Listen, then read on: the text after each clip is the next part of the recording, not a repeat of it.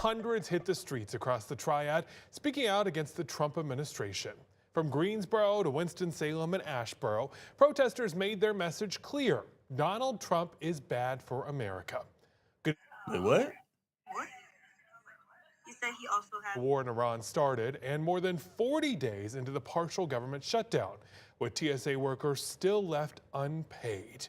In response to the protests, the White House commented with a different opinion, saying the only people who care about these Trump derangement therapy sessions are reporters who are paid to cover them.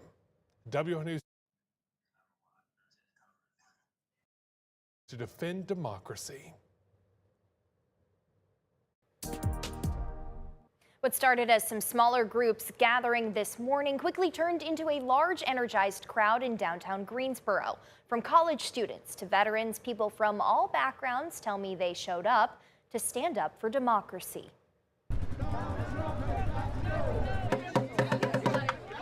The sounds of drums and chants echoing through downtown Greensboro as hundreds gathered for a No Kings protest. For some, their age was a big motivation to participate. We have a voice, the younger people have a voice, and they need to see us out here so that we all feel comfortable protesting, exercising our rights, and making the difference that we want to see. Students at North Carolina A&T say exercising their freedom of speech stems from the school's historic role in driving civic change in America. Civic engagement is very big at A&T, so just being a part of it and making sure we continue that legacy is something that's really big. The message No Kings meant different things to different people. To me, No Kings just means exercising democracy, the principles that America was founded on. And no dictatorship really is all I think of every time I see it. I support democracy, and I see that it's being worn away very quickly due to Project 2025 and efforts that have been made to take away freedoms of speech, freedom of the press. Philip Miller says he volunteered to energize the crowd and represent the immigrants he helps on their path to U.S. citizenship. The retired Air Force colonel and chaplain says this is his third No Kings demonstration. I teach citizenship classes to immigrants. I'm going on April 15th to watch 2 of them be sworn in who have passed the exam. And all of that's very important to me. But I want, if they're going to become citizens and have the right to vote, I want their vote to matter. And I don't want them to be turned away because of their accent or the color of their skin. For those younger protesters, the moment also signifies a generational shift in responsibility. And it's just so much that the people that came before us, even our parents, can do at this point. They fought their fight, so I mean, it's our turn now. These local protests are part of more than 3,000 nationwide. In the nation's capital, thousands marched against the war in Iran and its impact on the U.S.'s economy. One veteran there says voters share some of the blame. This protest means everything that I supposedly went to war for. You know, if you come down to it, the fault of Trump is us. I mean, he was elected and voted and put in office, and what I can't understand is why he's still there.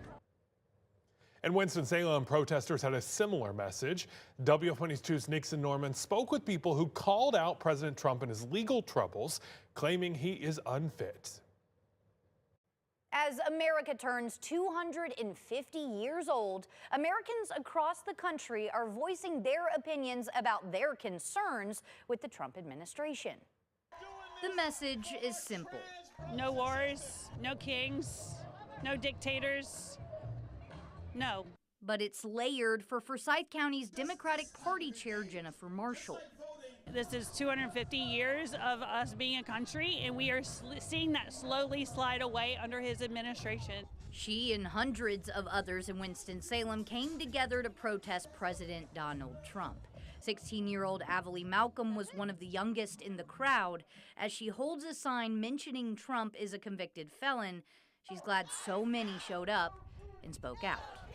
It makes me really happy to see that so many people are willing to stand up for what they think is right. Her reason for rallying is very personal as a survivor of assault.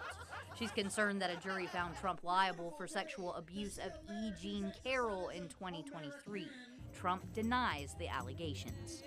As a victim myself, having somebody who has done those things as a president and somebody who is ruining the world and doesn't want love to prosper. That's why I'm out here, because everybody deserves to love each other and there shouldn't be hate. Richard Crawford says protests now need to move from the streets to the ballot box.